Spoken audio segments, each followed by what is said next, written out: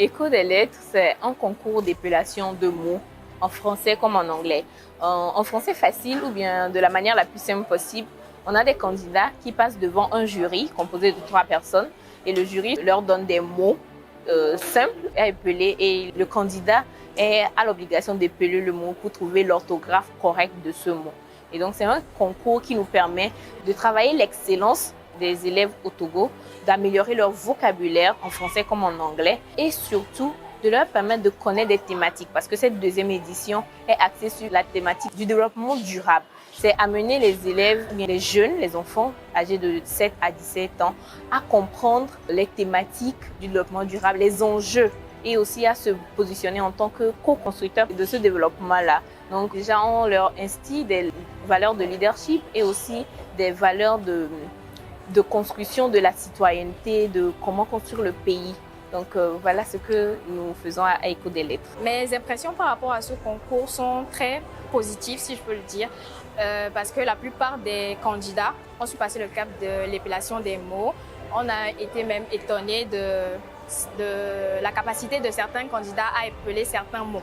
L'initiative de ce concours est à saluer parce que cela amène les élèves du primaire au lycée à apprendre à épeler des mots, à avoir connaissance de certains mots, ce qui est de nos jours un peu négligé. L'essence de ce thème est de rendre accessible l'agenda 2030 adopté par l'ensemble des États du monde en 2015 pour l'horizon 2030, de le rendre plus accessible aux écoliers, aux collégiens, aux lycéens et de faire en sorte que cet agenda-là, qui a des 17 objectifs, 169 cibles et 230 indicateurs, soit compréhensible aussi par les élèves, les écoliers et dans leur développement aussi, dans leur croissance aussi scolaire, de s'approprier en tout cas ce thème-là et d'être des meilleurs en tout cas dans cette connaissance. Pour moi, c'est un concours qui permet, pas à moi uniquement, mais à toute l'association Be a Blessing, de répondre à la problématique de l'éducation, bien de l'accès à l'éducation de qualité. Pour nous, nous disons que l'éducation de qualité n'est pas juste une affaire de l'État, mais c'est une affaire de nous tous. L'État togolais ne peut pas tout faire.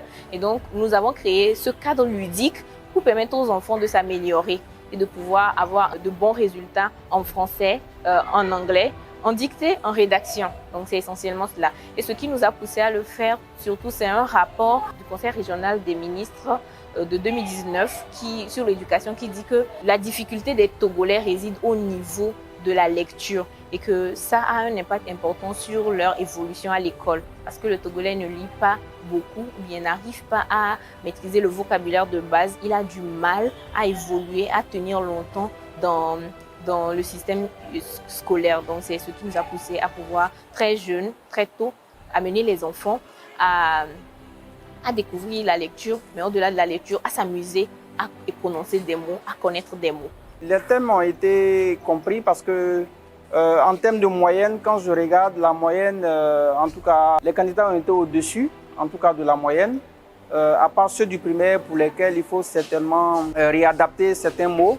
Mais sinon, pour les collégiens et les lycéens, je pense que c'est à propos parce que dans leur cursus scolaire, je pense qu'ils connaissent déjà ces mots-là, mais ils ne savaient pas les mettre dans les contextes de développement durable simplement. À la fin de la première édition, nous devons dire que nous avons fait une évaluation auprès des enfants candidats et auprès des encadrants. Et nous avons trouvé que les candidats qui ont participé, autant que les spectateurs, des élèves qui étaient spectateurs uniquement, ont trouvé qu'ils ont amélioré leurs notes en français et en anglais parce qu'ils ont compris comment avoir les mots accessibles.